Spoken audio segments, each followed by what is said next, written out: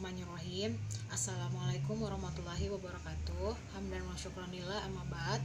Baik, di sini saya akan presentasikan proposal saya yang berjudul Efektivitas Penggunaan Media Audiovisual Video Kartun dalam Penguasaan Kosakata Bahasa Arab Siswa kelas 10 SMA Muhammadiyah 1 Unismu. Yang pertama, bab 1 pendahuluan. Bahasa. Bahasa merupakan salah satu alat penghubung yang penting antar sesama manusia, karena bahasa bisa dikatakan sebagai hal yang wajib dalam syarat berinteraksi dan berkomunikasi. Kemampuan berbahasa dapat ditentukan oleh banyak faktor. Salah satu diantaranya adalah bahasa asing. Kemampuan berbahasa asing merupakan salah satu nilai tambah yang sangat penting diajarkan kepada siswa. Salah satu contohnya adalah bahasa Arab.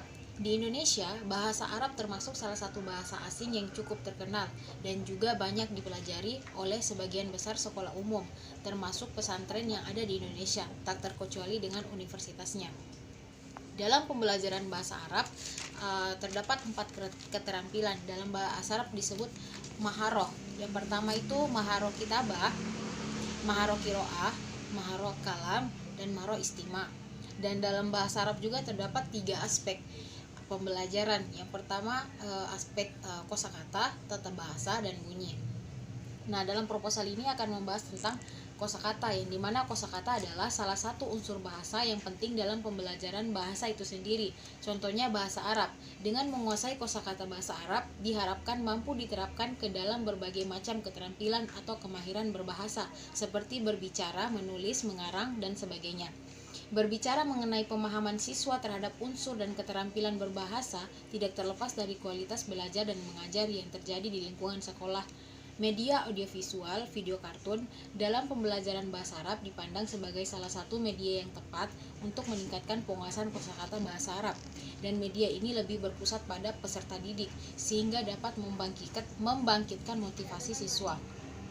Dari hasil observasi dan wawancara yang dilakukan pada tanggal 17 Januari 2020, diketahui bahwa khusus untuk siswa kelas 10 masih banyak istilah-istilah dalam bahasa Arab yang belum mereka ketahui. Begitupun dengan penguasaan kosakata bahasa Arab. Siswa yang masih minim tentunya berdampak pada kesulitan untuk merangkai sebuah kata atau kalimat sederhana.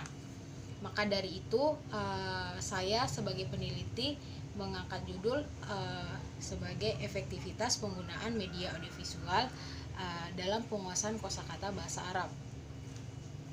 Adapun penelitian relevannya bisa dilihat di file proposal yang sudah dikirim.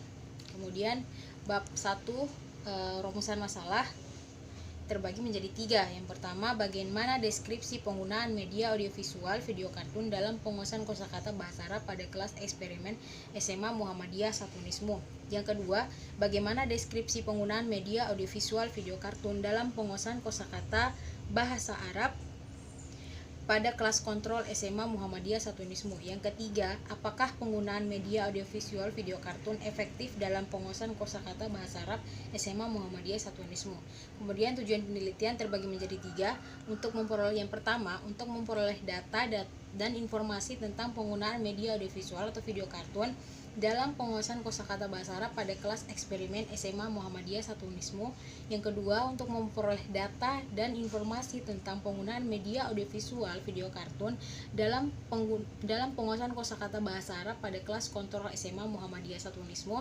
Yang ketiga, untuk memperoleh data tentang keefektifan penggunaan media audiovisual video kartun dalam penguasaan kosakata bahasa Arab siswa Muhammadiyah 1 Unismu, SMA Muhammadiyah 1 Unismu.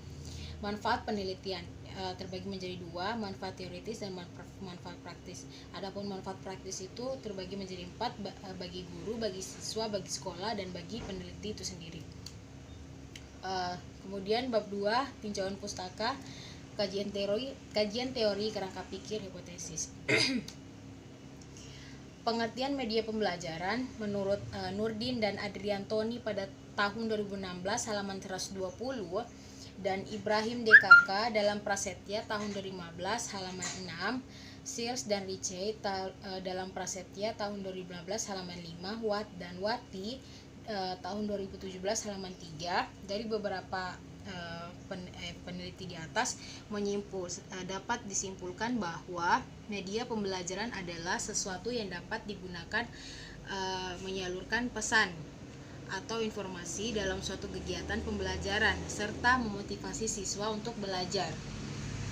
Kemudian macam-macam media pembelajaran menurut Williams dalam pribadi tahun 2017 halaman 17 sampai 18. Terus manfaat media pembelajaran menurut Kem dan Dayton dalam Iwan Falahuddin tahun 2014 halaman 114 dan Ahmad tahun 2017 halaman 10.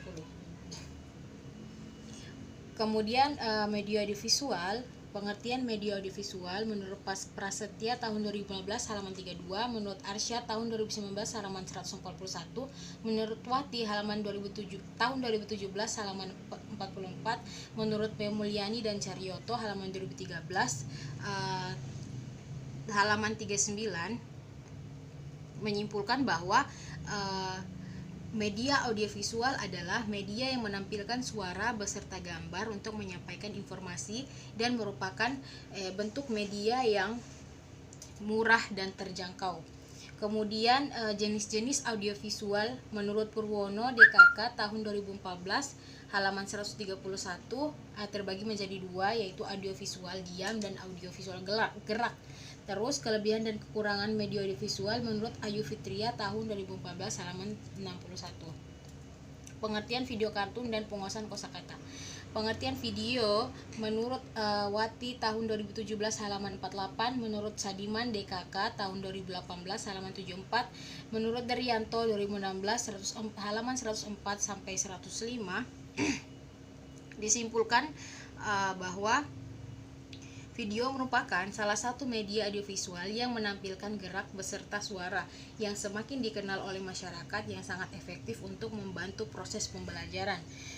Adapun pengertian kartun menurut Daryanto tahun 2016 halaman 145, menurut Prasetya halaman 215 tahun 2015 halaman 137, menurut Sujana Nana dan Rifai Ahmad tahun 2016 halaman 58 dapat disimpulkan dari beberapa peneliti ini dapat disimpulkan bahwa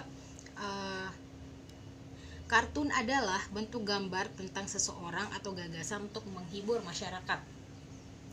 Adapun hakikat penguasaan kosakata menurut Fajriyah tahun 2015 halaman 111, menurut Susanti tahun 2002 halaman 89, menurut Tarigan tahun 2011 halaman 3, dan menurut Julhanan tahun 2014 halaman 109 dapat disimpulkan bahwa kumpulan kata-kata yang digunakan oleh seseorang untuk menyampaikan suatu pesan atau informasi baik berupa lisan maupun tulisan.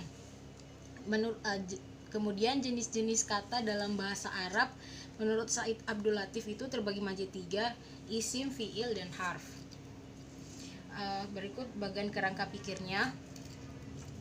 Hipotesis H1, H0, H1 efektif dalam penguasaan kosakata bahasa Arab, sedangkan H0 tidak efektif dalam penguasaan kosakata bahasa Arab.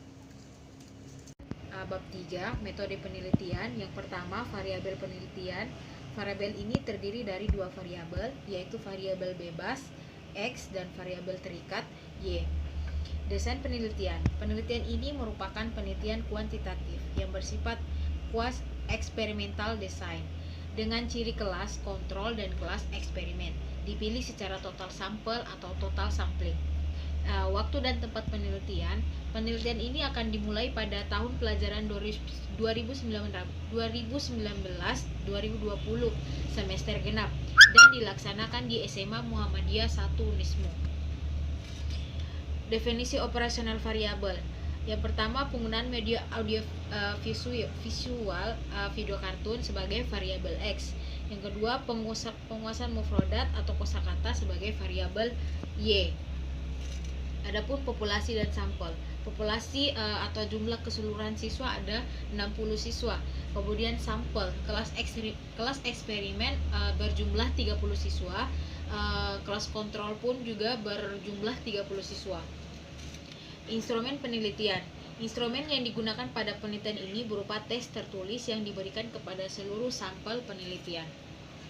Teknik pengumpulan data, di sini saya pakai observasi dan tes.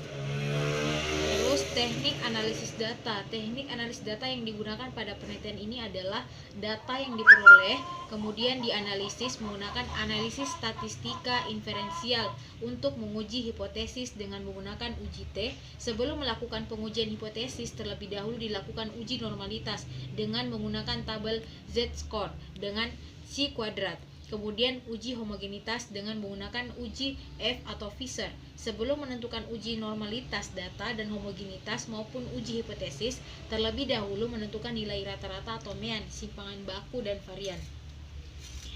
Baik, mungkin itu saja yang bisa dapat saya sampaikan. Lebih dan kurangnya mohon dimaafkan. Syukron ala ihtimamikum. Assalamualaikum warahmatullahi wabarakatuh.